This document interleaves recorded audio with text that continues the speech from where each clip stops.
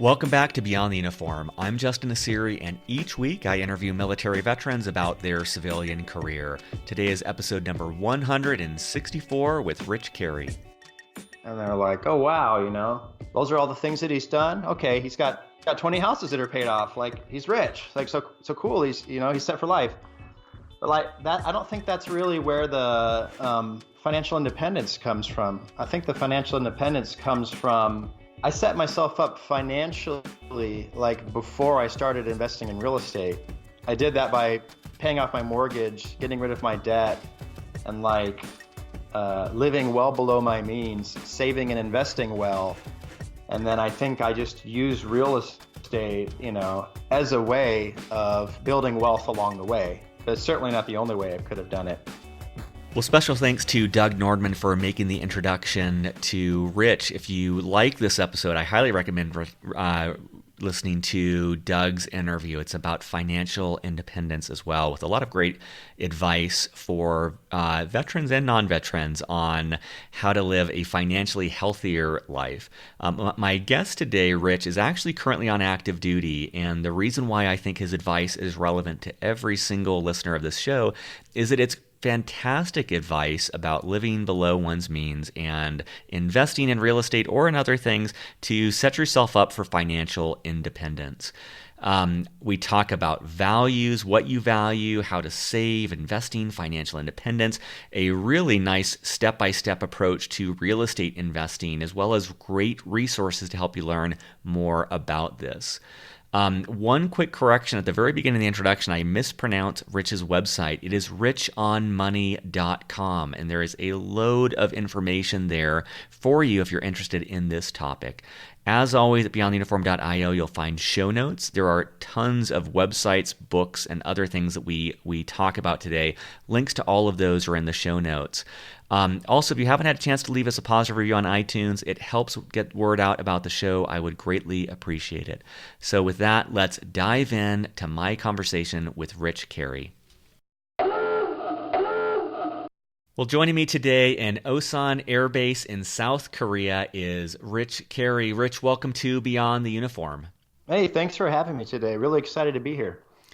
Well, I want to give a special thanks to Doug Nordman for introducing us. Doug has been a guest on the show before and has been a great advisor for me with Beyond the Uniform. Rich is currently a commander in the Air Force. He's stationed at Osan Air Base in South Korea. The reason why I'm so excited to connect with him today is that while he has been on active duty, he has not only paid off $280,000 of mortgage in 6 years, he's also paid off $32,000 in student loans in under a year, and he flips houses and purchases rental properties with cash while living overseas in the military on active duty. He currently owns 20 rental properties, mortgage-free, and he operates, despite a demanding schedule and frequent travel, the website richonmoney.com. And the thing that I just really appreciate is Rich right now is joining me. It's 6:00 in the morning and over in Korea, and I get the impression from what I've read about you online, Rich, this is probably not atypical. You have found a way to just pack in so much in the nooks and crannies of your schedule between your writing and rental properties and all of those things. So I'm very appreciative of your making the time to connect with me. No, thanks a lot. Yeah, I'm happy to sort of share and talk about it with everybody today. Well, maybe to start things off, you talk about it on your website, but could you share with the audience a little bit more about when and how you first got started in real estate? Okay.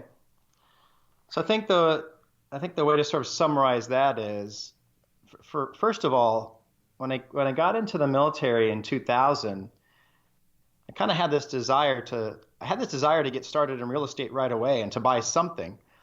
But that's not always possible in the military, just kind of, based on where you're sent. And the first place that me and my wife were sent was to Guam, right? And Guam's this tiny little island out in the middle of the Pacific that a lot of Americans don't even really know where it is. I wanted to buy real estate, but Guam, I don't know if some people own in Guam, probably not really the best place to own real estate. And while I was there, There was, 3 different typhoons and, 4 or 5 different earthquakes. And I actually lost my entire apartment while there. Luckily, I was renting. So I ended up not buying in Guam. And next assignment was Washington, D.C. So that wasn't until 2003. Very excited to finally get there, but already 3 years into my career, I purchased a townhouse for $280,000. I knew I wanted to buy something, but I was not by no means a real estate expert. I just knew that real estate was the thing for me. And $280,000 at the time seemed like enough money. I mean, it scared me to death. I didn't sleep at night, spending that much money on a house. And I thought for sure it was the worst financial decision of my life because the market was so hot. Come to find out, after owning for about a year, that the prices had gone up from 280,000 to almost 450,000. So I thought like, wow, this real estate thing is amazing. I think I also had this mistaken idea in my head, like, wow, I'm like a real estate genius. This is great. This is all me. I can't believe how good I am at picking houses. It's like nothing is more dangerous than a little bit of success. Exactly. In reality, that's just timing. And I tried very hard to buy some more houses, and I think very luckily I didn't end up buying more because they were just shooting up so fast in price. I just couldn't find a price that was reasonable anymore. And then we'll probably get to this, but one of the things I did shortly after that, I moved away and I ended up having that house in Alexandria, Virginia as a rental. But one of the things I did shortly after that was I ended up flipping new construction. When you say flipping new construction, what does that mean? So I think everybody has probably heard about flipping houses, and that's like super common. And you see that on these TV shows where people flip houses and make money. And I think what a lot of people have not heard about, what is much more rare, was this concept that it happens at certain times in these real estate booms where you flip new construction. And that's something that I saw everybody else doing. And by the way, whenever you see everybody else doing something and you want to make money that way, it's actually a bad idea. It's too late. Yep. Yeah, I saw everybody else doing this, and I'm like, oh my gosh, I want to make money like everybody else. So what you do is you go to these areas. There's lots of new construction being built because house prices are escalating so fast, and so you go to an empty area where they're going to build attractive new homes, and there's usually just a trailer there where they've got like a model of what the area is going to look like when it's done, and you go inside and you purchase a property that hasn't been built yet, and you make a deposit. I think the deposit was only $20,000, and then you start like picking everything out, kind of like you would if you bought a new house, because that's what it's going to be, a new house. You pick out you get to pick out all the extras, and so I think I kind of went like all out, getting like vaulted ceilings and crown molding and Bose sound system and all kinds of crazy stuff in the house. And I had an N unit. I had an N unit for townhouses, and I had one of the first townhouses in the entire development, which actually is a helpful perk to have.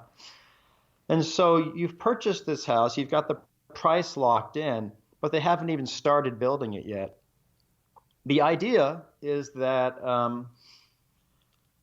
they start building this house, they finish building it. When it's finished being built, you have to pay for it and then move in. But what ends up happening is this takes more than a year to happen. By the time it's built, supposedly it's appreciated so much in value that you don't even buy this house. You find another buyer for it, and you simply reassign it to them for a higher price, and you just keep the difference. So for that $20,000 initial investment, you have the chance to, if things appreciate at a pretty good clip, you have a chance to walk away with I'm guessing a 5 to 10x return on that $20,000 investment. That's exactly right. And the unfortunate thing is that had already worked like several times for a lot of people that I knew. And so the fun was already over.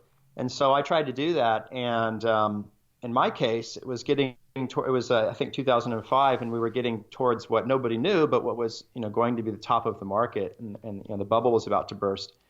And so the prices did not go up; they stayed about the same. And I realized that I was going to have trouble selling this house, and I tried to get it. I put it up for sale, and I also tried to get it rented out. Neither situation was going well. The only bites that I had as a rental property that would come anywhere near covering my mortgage were Section 8, people from Section 8 that were reaching out to me. And that's not something that I was very interested in. The person that wanted to rent to me that was Section 8 had, I think, a lot more children than that I was comfortable having in the rental property. But they were able to offer a lot more rent than anybody else was.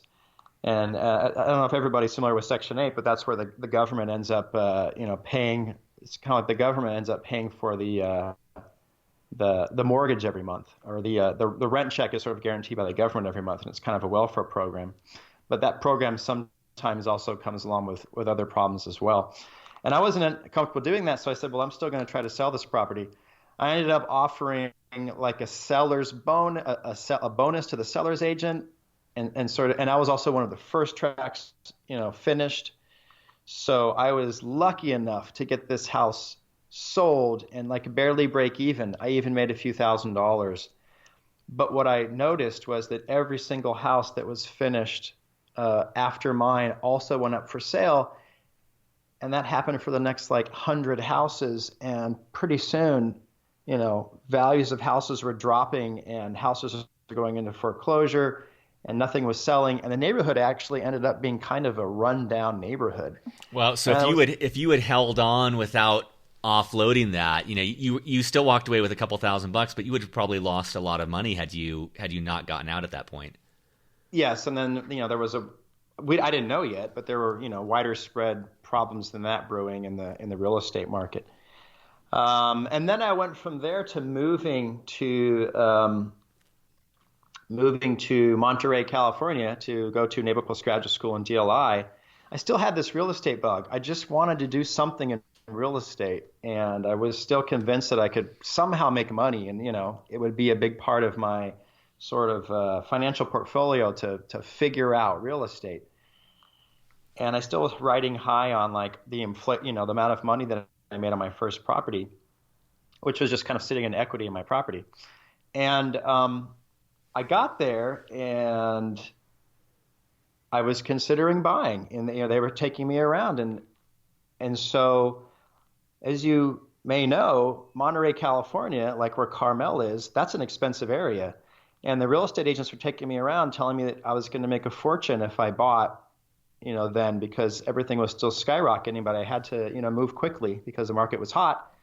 So I came very, very close to buying a 2-bedroom, 1-bath house in Monterey, California for $900,000. Oh, man. But that just seemed way too expensive. And I kind of got cold feet at the last second. I'm glad that I got cold feet because, house prices ended up dropping significantly over the next 2 years while I was there. Some people that bought in that area or in surrounding areas, I'm saying some military members, some friends of mine, some classmates, ended up buying and then losing almost half of their value in the time that they were there. Wow. To the point where they had to walk away from their houses when they PCS'd. Wow. One thing that I like... That's the beginning of my sort of real estate career.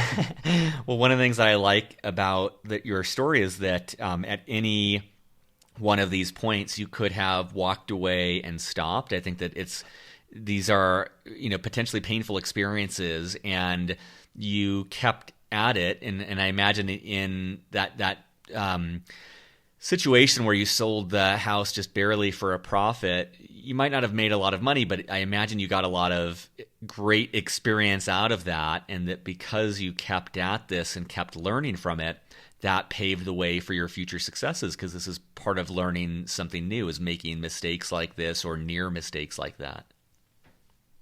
Yeah, exactly. And I think then that comes up again, certainly comes up again in my career with I ended up flipping houses while I was overseas in Japan. I had a partner and who lived across the street from the house that I own in Alexandria, Virginia. We ended up flipping houses together, and he was sort of the partner who was in the States, and I was sort of the one arranging for the financing.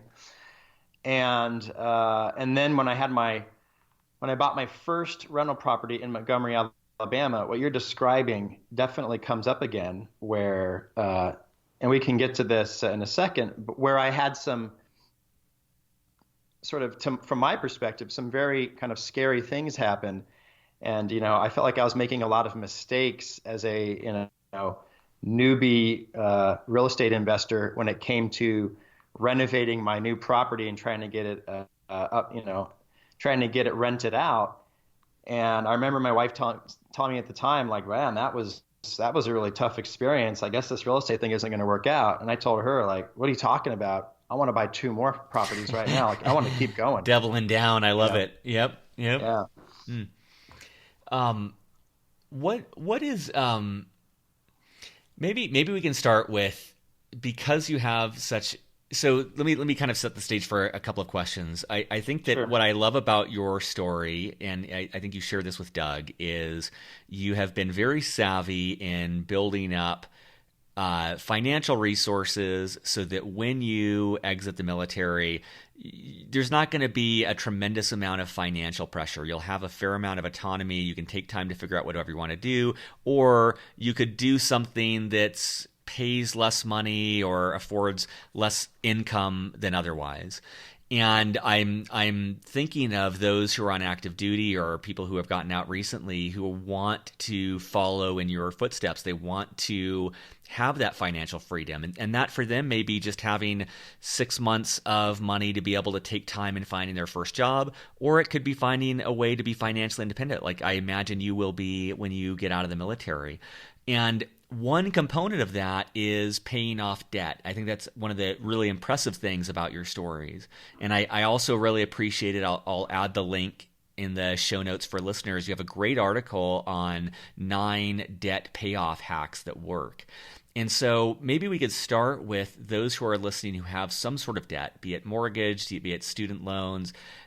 What advice you have for them for eliminating that debt, but also, like, why is that so important? Why is that one of the central pieces of your own story?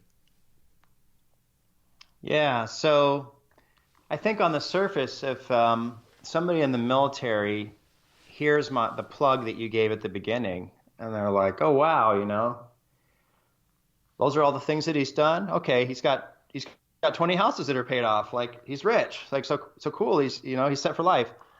But like that, I don't think that's really where the financial independence comes from. I think the financial independence comes from, I set myself up financially, like, before I started investing in real estate.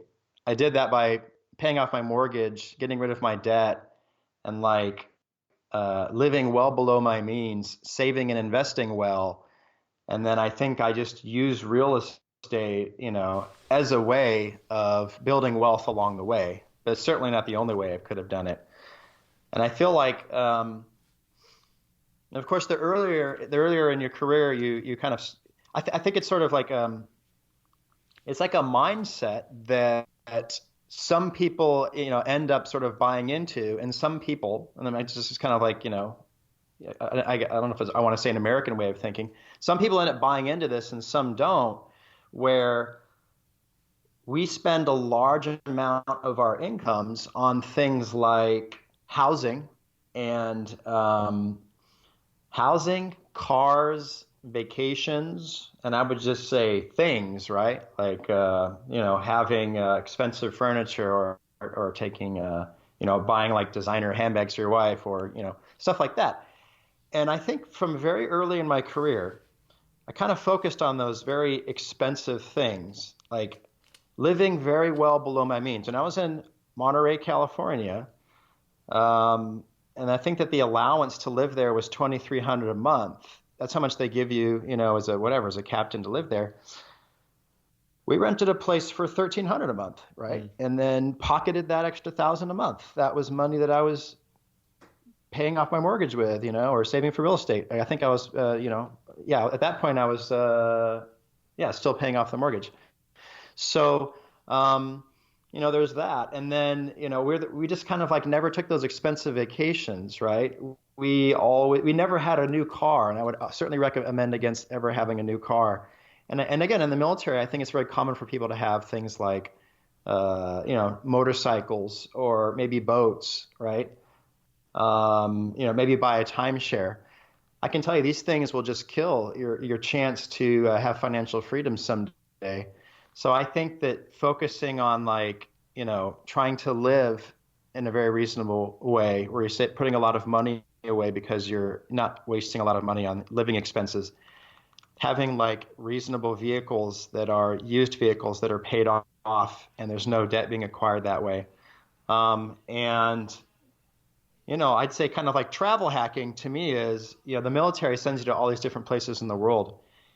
So you don't need to like put your family on a plane and fly somewhere and stay in fancy hotels to take a vacation. You can like, do so in a much cheaper way, hopping in a car, driving somewhere, staying in an Airbnb and cooking all your meals, in that locate in your little apartment, as opposed to the expensive version of a vacation. I don't know. Maybe that doesn't sound real sexy, but like that's the way. That's like the simple way that I lived my life and was able to put myself in a financial position to like have a bunch of real estate that's like all paid off, and now in a position where I'll be very like I'm already financially independent, and when I retire, that extra money is just that pension is just extra money in my account. I I'm going to take a guess, and I'd love your thoughts on if this is accurate or not. But I'm wondering the role that goals have played in making it easier for you to make what some would consider to be a financial sacrifice. And I'm thinking of a gentleman I interviewed recently who spent 28 years in the Army. It's in episode 159. He spent 28 years in the Army and then now owns a farm. And he, for 10 or 15 years in his career, building his farm was his goal, and that made it easier for him to scrimp on everything possible because he knew that if he saved $5,000 he could buy cattle, and if he saved another $2,000 he could buy chickens. And having that goal made it much more tangible for him to make these sacrifices. And I'm curious if that rings true for you, of like having real estate as this side pursuit made it easier to make those financial sacrifices because you knew where that money was going to go towards. It certainly did, yeah. I mean, and I think for me, I have this like, I mean, everybody kind of will have their passion or their thing that they love, and and my passion is real estate, and since it's real estate, I mean, it's a funny thing because real estate is something that can bring you financial freedom, and so for me, it was always in these numbers. Like I have a mortgage, a $280,000 mortgage. I got this idea that it would be smart to pay that mortgage off. And you can debate that. Like I could have kept the mortgage and like, invested that money instead. And that's something you can certainly debate. But I paid that mortgage off. And that was kind of like a goal that I had. And then when I started investing in real estate in Montgomery, Alabama, the houses there weren't very expensive. Like, they're not $280,000 each. I don't own 20 houses that are worth $280,000 each. The houses in Montgomery, Alabama, are probably worth, between, 60 and $80,000. So, like my goal was to, how many can I own? And I want to pay them off. And so as I'm doing this, as I'm, going after this goal, which requires me to make financial sacrifices, requires me to not buy new cars, to not take fancy vacations, to not do other things that might be very appealing to other people. And, I buy 6 houses and I'm like, awesome. I have this financial stream of income, and I'm accomplishing this goal. And so for me, having that as a goal certainly helped me get there. And and that one of the themes that comes through, it seems like in your story, is paying for something in full in cash seems to be, from an external standpoint, a theme of your story. Is that true, and why is that so important for you to pay for a car in cash or pay for something in cash?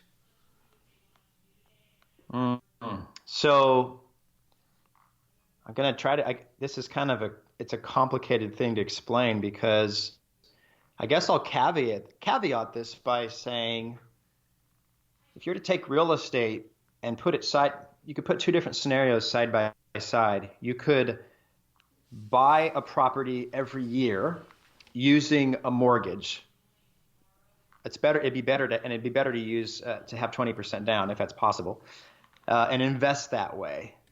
And then you could buy a property like with cash, every year. If these two things were possible, if all things being equal, the ability to leverage real estate, opposed to like the ability of paying cash with real estate over the long term, most kind of like modeling this with a computer. In most situations, you would come out with a higher net worth using the leverage, using the mortgages. Like that's just the way it would work because you're able to sort of like cash flow and appreciation are kind of magnified because of the way that leverage works. When cash flow, when you get 3 or 4% of appreciation a year in appreciation, that gets magnified by the fact that you have a mortgage. But I guess I would also argue that the opposite is true. And when the market goes down, the fact that you have a mortgage also magnifies that problem. And so having a bunch of mortgages and then having a dip in the market can also be a big problem. Because you could be stuck. You could be stuck in a downturn, then paying $1,000 a month on 20 different properties, which just it really adds up. So now you've got $20,000 of expenses to cover every single month until they get occupied or the market rebounds. And a lot of different things could happen. I think my portfolio is a good example. I'm in Montgomery, Alabama. So even if I didn't have a downturn, what if the military bases there closed, some kind of a BRAC thing or something? And then I started having like a lot more vacancies and a lot less rent. I think if I had mortgages on those properties, that potentially could financially ruin me. Like that could be enough of a disruption in my money coming in each month that I might not be able to make my rent, my mortgage obligations. And that would have a domino effect that could like take down my entire stream of income. And the fact that the properties are paid off like that is not a risk. I mean, if the houses went down by 20 or 30% and and there was vacancies were up a lot for a year or 2 years, like I would just be kind of annoyed, like, oh, I'm getting like a lot less money than I used to every month. But it would not be dangerous at all because I have no mortgage payment to make. So I don't know if that kind of illustrates what I'm trying to say. Yeah, I mean, it sounds like, tell me if this sounds about right. It's almost like your approach is the more conservative but safe approach. And while in a great economy, you may make some fraction of money less, but in a poor economy, you're not really at risk. There's never any sort of high risk situation for you. Exactly. And I think the other thing too is I'm paying off these properties, right? And again, I don't have to do this. If I kept mortgages on them, potentially over the long term, I could make more money. And I'm also not ruling out that in the future I may continue to buy real estate and I may use debt to do that. But what's been in my mind as I've been paying these properties off is that I wanted the option and I wanted the peace of mind to get out of the military at the 20-year point and to go wherever I want and do whatever I want, and just to be comfortable that I had no obligations of any kind, no financial obligations of any kind. So if you kind of like know that you're going to stop working and that your primary method of income is about to end, then paying off mortgages in that case can be a very smart thing to do. I'm talking about mortgages now. Now, when it comes to paying off like cars, I feel like that's a no-brainer. I'm not a huge fan of, people having like, these taking out loans to get cars or taking out loans to get like anything in the world other than a mortgage. In that case, I think we're buying things potentially that we don't necessarily need. And then the interest that you're paying for that is, money you're just, throwing in the trash because those aren't assets, that can appreciate and make you money. And if you need a loan to buy it, I would probably also argue that that means you really didn't have the money saved up in the first place. So you probably shouldn't buy it. But that's just my perspective. I love that. I think that's a great concept. Like if you do, if you have to borrow to get it, maybe rethink getting it. It's certainly not a popular idea, but it seems like that's a pretty true statement. Well, I mean, it's just like what you value in life, right? I mean, it's funny because you know, I'm trying to teach my children about money, right? And everybody has their own approach on what's important in life and what's important about money. And I always I'm trying to get these like life lessons across to my son. We just came from living 3 years in Stuttgart, Germany, and he was always like he loved seeing the different cars there because the headquarters of Porsche and Mercedes are in Stuttgart, Germany. And he'd always be like, "Dad, look, there's another Porsche. Dad, what's your favorite Porsche?" I'd always say like, "Son, what do you think is better? Like, do you think that having a Porsche or like having $150,000 in the bank, like which do you think is better?" And he'd have to think about it, and he'd be like, "I guess having 150,000 in the bank is better." And like that's the answer that I'm looking for, right? Um, it's you could have a Porsche and be like kind of poor, but drive that thing around, but have a bunch of debt, or you could like have that money in the bank and drive like a reasonable used car, and but have that peace of mind to know that that you've got like money in the bank that you can do other things with, and that's just like a decision that you just get to make.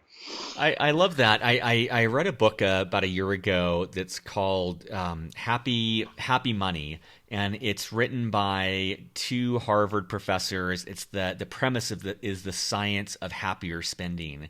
And one of the things I took away from that book is that most of the things we spend our money on don't actually impact long-term happiness. And so when they compare the happiness someone has over time from buying a brand new car versus having great experiences or peace of mind, it just doesn't carry the same weight. And I love that illustration with your son of just comparing the Porsche versus the money in the bank. And most people I think would lead a happier, more stress-free life choosing the money over the car in that situation. Yeah, exactly. Yeah. That's kind of the point I'm trying to get across to him. And of course, the only reason he answers that way is because I think I've asked him like 10 or 11 times, and then the first 5 or 6 times he answered Porsche, and then I told him he was wrong. and then I explained it to him. I tried to explain it to him like, well, actually, yeah, I could see why you'd want a Porsche, but if you've got a Porsche, and then you actually don't have any money in the bank, and then you're not able to buy other things. And then he's kind of like, oh, I see what you're saying. What about, could you just take us through for someone who's listening who wants to get into real estate, but maybe avoid some of the painful lessons you've learned along the way? How would you guide someone through planning to buy a house and actually buying their property? Well, I think if I've got an active duty audience, there's like definitely some pointers that I want to give. And like one of the main things I want to say is one of the things that and Doug Nordman hears this a lot because he spends a lot of time in these like Facebook real estate forums. And I know he gets this a lot. And I see this a lot too.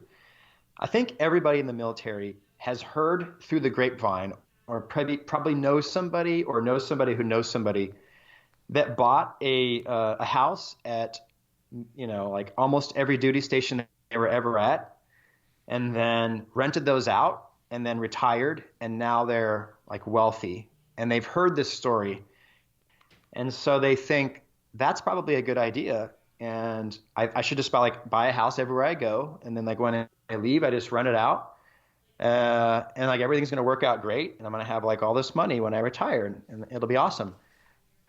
And like that almost never works. That is actually a very bad idea.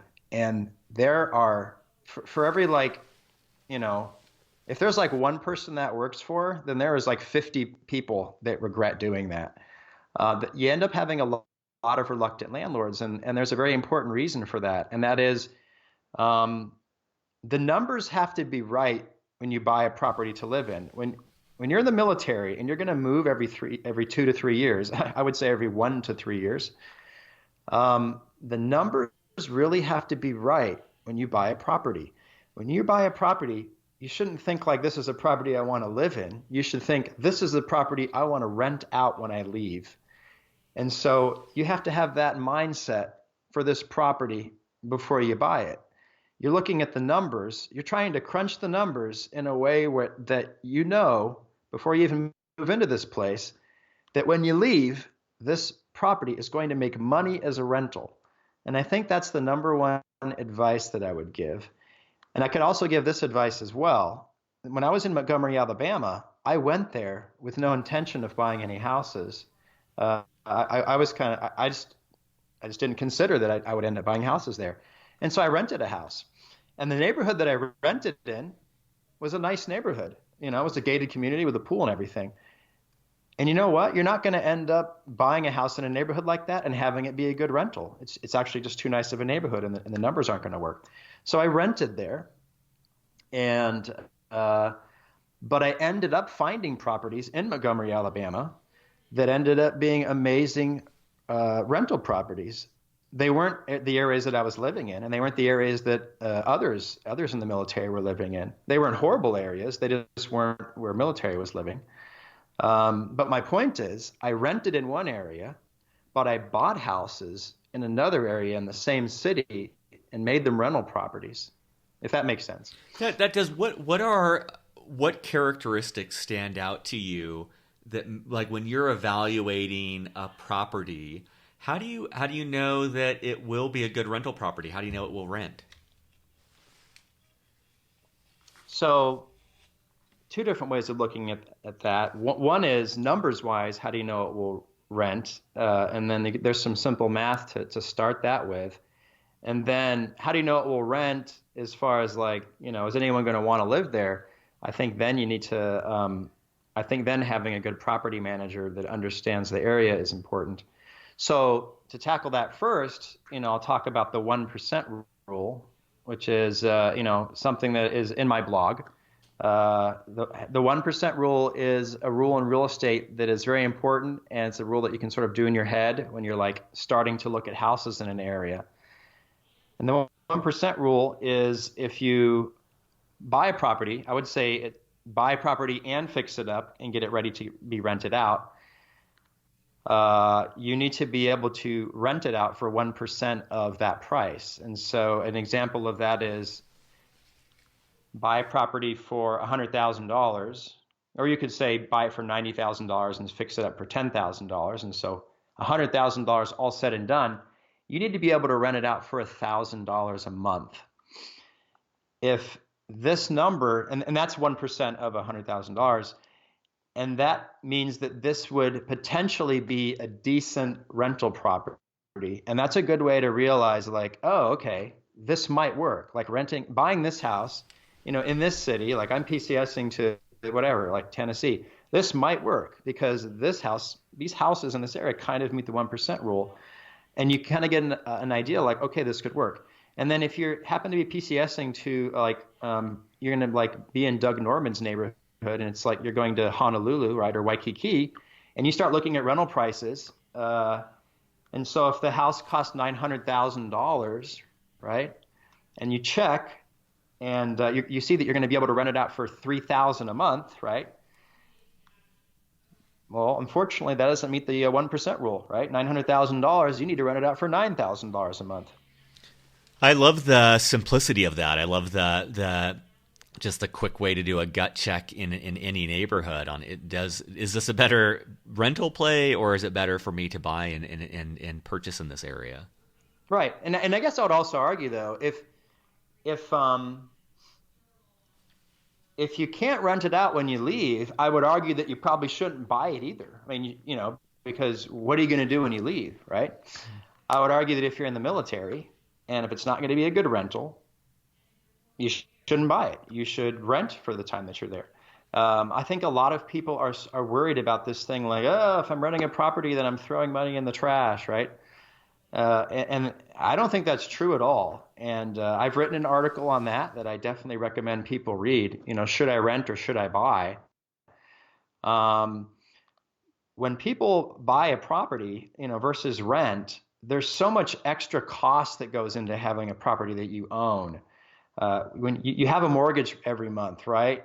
But on top of that mortgage, you got like a lot of other things, that are on top of that as well that you've got to pay for. Plus, you got to pay for the upkeep. Plus, you got to pay for like the taxes, which can be very expensive, and like HOA fees and a bunch of other things. And then the transaction costs of buying and selling the house, and then the short time frames that military members are in properties. And then I would also argue too that people are kind of like, well, I don't want to throw my money away on rent for 2 or 3 years. I'd rather build equity. You've got to like look at how a mortgage is amortized. The first couple of years, even like the first 5 years that you're paying off a loan, such a large percentage of your payment is only going to the interest, and such a small amount is going to the actual, paying off the actual mortgage, the principal, that you'd be surprised how little you actually pay off in 2 or 3 years of making payments. It's not very much at all. In most cases, you're much better off renting than buying, unless the 1% rule applies, and it'll make sense as a rental once you leave. So that's my little spiel for, I think that's very important for people in the military to understand, and I think it's widely misunderstood. And for listeners, I will add links to his article on the 1% rule, as well as the article on rent versus buy. And I just want to correct and apologize. When I gave the intro, I said Rich One Money, which is an awful name for a domain. His website is actually richonmoney.com, which is actually a great name. So I'll have links to that in the show notes as well. But I wanted to correct that it's richonmoney.com.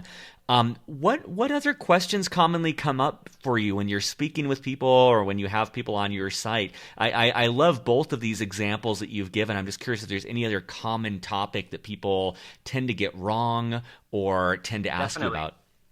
Definitely. So I'm going to go into the 50% rule next, and then I think I should probably talk through how I purchased my first property in Montgomery, Alabama, and sort of the difficulties that I ran into there. So the 50% rule, again, something that happens a lot when people buy real estate.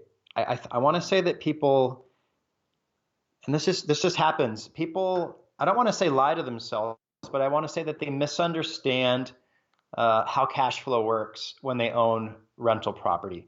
And a lot of people will say that they're making money when they're actually losing money. And so it's something that I want to sort of clarify. If you buy a property and you live there for a few years and then you move away and rent it out, right? So you've moved away, now you're renting it out. And you have a mortgage payment, right? And your mortgage payment, let's say, is $800 a month, right? So your mortgage payment is $800 a month, and you are renting it out for $900 a month.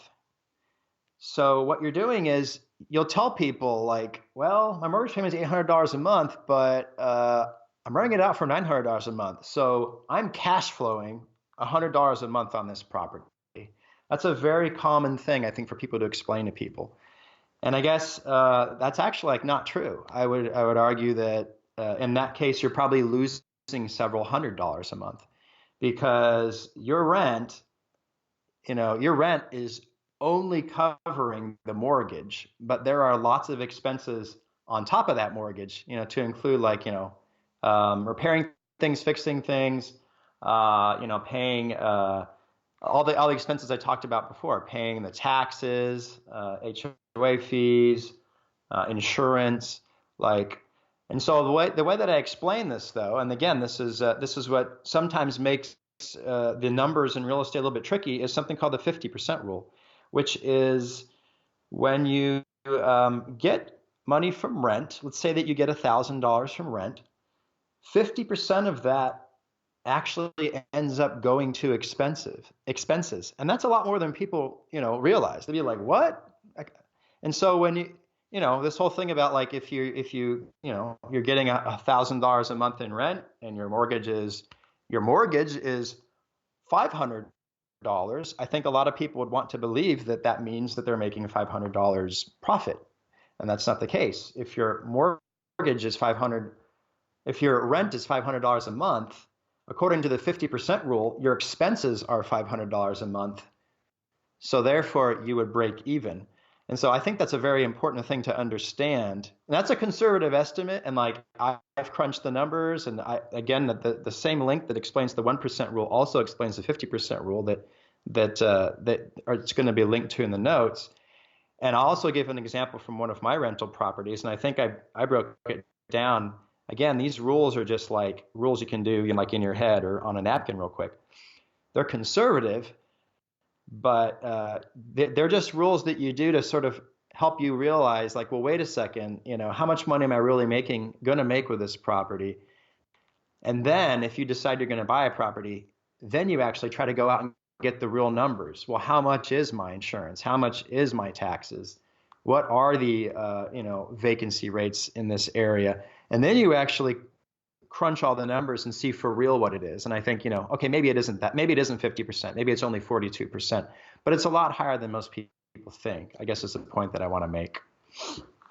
That's great. And another thing that I wanted to ask you about is resources that you would recommend to listeners. And I'm just curious kind of where you are getting your information, what books have been influential for you, in anything that someone listening who's interested could go out and listen to a podcast, go to a conference, read a book today to kind of increase their understanding about this. Okay, so and I'll caveat that by saying, in addition to going to richoncash.com. Sorry? Oh, richonmoney.com. I'm sorry, richonmoney.com. Yep. Yes. So the richonmoney.com, I think one of my I guess I would say it's my cornerstone document is the complete guide to real estate investing. And then there's a spot in there where I kind of list what you're asking for right now, which is kind of like, what are the resources that I should use to get started? And so one of the main things that I list is I list Bigger Pockets, right? Bigger Pockets is, I guess you would say, it's like the #1 real estate website in the world. And I think when I say real estate, I think I mean real estate investing website in the world. And it's a website that it kind of charges you for a premium membership, but you don't necessarily have to have a premium membership. And there's a bunch of forums you can go in, and you can kind of break it down by state or by city, and talk to other investors, and you make connections. But that's not necessarily what I find the most useful. I mean, you can certainly use that part of the website. The thing that I find the most useful is their podcasts. And what I did that was very helpful to me is I just started listening to their podcasts. It's a very good way to understand all the different ways that money can be made in real estate. Because what I've described to you, the way that I've, been making money, which is buying these houses with cash and then just holding them and getting real estate in, getting an income in every month, is just a very small portion of the many, many, many, many ways that people are making money in real estate. It's also a very conservative way of doing it. A lot of people are doing it in a much more aggressive manner and trying to make money much faster than I am. But I would recommend listening to these podcasts. And I think there's about 260, because I think they've been doing them for 4 or 5 years now, and they do them weekly. And they're the best out there when it comes to real estate podcasts. So listen to those. Listen to a bunch of those. And that's one of the first places I would look. As far as other websites similar to mine, I like a website called affordanything.com, which is run by Paula Pant. And she does real estate kind of like I do. And she even kind of tinkered around with Airbnb with her real estate. And she's also it's kind of a lifestyle website too, where she, talks about the importance of prioritizing the way you spend your money. But she has very good articles about her approach to real estate. And I like CoachCarson.com, who has, I think with a partner, he has a business in a small town where I think he went to college, and they have several kind of like multifamily units that they own as a business. And he's also been able to reach financial independence that way. He's currently, I think, in Ecuador with his family, taking a year off and just sort of like taking, I guess, what people like to call a mini retirement. But he talks a lot about, he has very good articles about how he's reached financial independence through real estate. And obviously, he's much more aggressive with using leverage, with using mortgages to do so. So I like that website a lot. Books. I think the book that is written by Brandon Turner. I can't remember the exact name, but like basically, it's the #1 book on Amazon. It's kind of like the book on real estate investing, I think is the title. I'll have to Google it and check, but Brandon Turner's book on real estate, which Brandon Turner is one of the people on Bigger Pockets who does the podcast. He has one of he's written several books. He's also written a book about how to manage your properties and how to buy properties with no money down. His book, his like sort of #1 Amazon bestseller book, is one of the best books out there. I looked that up. It's called and I'll have this in the show notes as well, but it's the book on investing in real estate with no and low money down. Real life strategies for investing in real estate using other people's money. It's a long title, but yep. I can see why it would be difficult to remember that. It's a good book. Those are kind of some of those are some of the strategies that, or some of the, I guess, resources that I think are good. I think another thing that's important too is, dig into these websites, read some books, listen to some podcasts. And then I guess the other thing that's important too is financially set yourself up where you can do something like this. And I'll also caveat that I don't recommend you try a no money down strategy. It can be done. I think you can do it with a VA loan. I think you're able to buy something no money down, and we're lucky to have that luxury. I personally always think it's smarter to have some money saved up and go into it a little more well prepared. That's just me personally thinking. Now you listen to the Bigger Pockets podcast, you're going to find a string of people that were several $100,000 in debt and used real estate to drag themselves from rags to riches. But I would also argue that there's a longer list of people that ended up in much worse debt by trying to mimic those strategies. So that would just be my caveat. I think that's great advice, because I think we often focus on perhaps the outliers of success and then assume that that's the only route there. And I think that you're right in warning people to realize that that's, you might be only getting part of the story. I know that we're running short on time, but I always like to leave the last question open-ended, and that's that I really appreciate the advice you've given on living beneath one's means and all the thoughts on real estate investing, as well as just building up for financial independence in general. I wanted to give room, if there's anything we haven't covered that you want to make sure that you share with listeners. Would love to hear any final words of wisdom you have. Sure. And I think that's going to be, in the military, you're going to end up with rental properties. I mean, just like you're going to buy a house, you're going to move away, and you're going to end up being a landlord. And sometimes you're going to end up being a reluctant landlord, or you're going to decide that you want to invest. And so, you're going to be a landlord for that reason.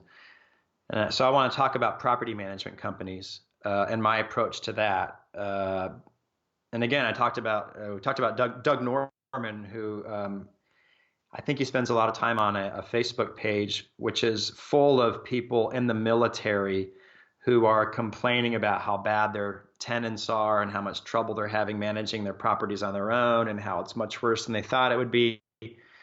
And so I guess what I would say to that is it is very important to find a good property manager when you own a property, and when you buy a property and you're going to move away, you'll have a chance to find a property manager before you leave, and you should put some time and effort into that. And maybe you already have maybe you already have a, you know, you already have a property and you're trying to manage it yourself, and like it just isn't going that well. I would consider trying to find a good property manager in the area that property is in, because a good property manager that knows how to do its job, is worth its weight in gold. It's worth the 10 or 8% that you're paying. All of my 20 properties are being managed, and so I'm paying that money to somebody. But I use those property managers for so many things. Like they find me, the contractors that actually charge less money. They help me when I'm looking for new areas to buy another property. They make sure the area I want to buy in would be a good place to, buy a new property. They inspect my properties before I buy new ones. They know all the contractors in the area. They know which neighborhoods are, getting bad, right? I've used them for so many things other than the traditional property manager role. And I guess I would also say this, like, how do you vet a property manager? Check references. I ask property managers for references themselves, but then once I've checked their references, I ask those references for references. And I think that's important. I like to develop references that weren't given to me by the property managers, because when the property managers give you a reference, they have a chance to cherry pick the people that they know are going to say the best thing. I like to find a way to find people who weren't picked by the property manager that will also tell me something about these property managers. And I like to also find renters, people that are being, I'm not talking about like the maybe another investor, but like someone who's being managed, someone who's being managed by these property managers. I like to talk to them and say, how do you like this company? Are they managing you okay? Do they treat you well? And I'll even call up property management companies and pose as somebody who wants to rent a property. And I like to see how easy it is to get somebody on the phone, how quickly they return calls, how quickly they return emails, how their website looks, how professional they are on the phone. These are kind of things that I've done to vet property management companies. But I guess I would say I'm not a fan of trying to manage yourself, especially since I'm in South Korea and the time zone differences and all that. I'm a fan of using a property management company. This is great, and I just appreciate the level of specificity you bring to this and how you take this and really simplify it, whether that's the 1% rule, whether that's making it easy to understand how to use those property managers. And I would encourage listeners to check out Rich's website, because I think that if you've appreciated his answers and advice on the podcast, there is a whole wealth of resources on his website. So Rich, thank you very much for joining us in Korea. I think this is the furthest away I've interviewed someone to date. And I think that the lessons you've shared are meaningful for veterans regardless of which career path they choose after the military.